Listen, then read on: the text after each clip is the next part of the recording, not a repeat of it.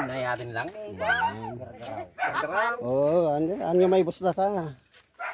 Dapat ko natin bugulpay tayo. Pinakbet. Ang ulam, puro sili. Nabaw, nagrarawat sili. Ang giting Ilocanon ko na siguro.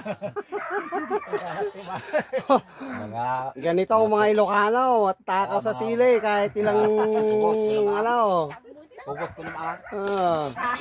Ganyan kami mga Ilocano. Matatakaw kami ng sili.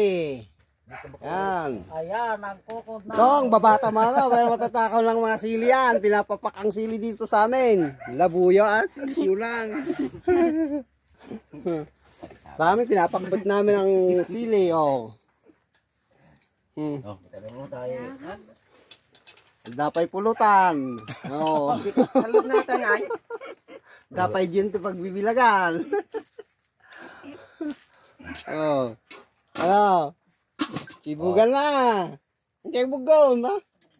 Ay, bugaw. Tabnaw ka dyan, isa kayo tagtabnaw ito na eh. Oh. Malayo lang tubig kasi sa atin eh. Nasa bundok tayo eh.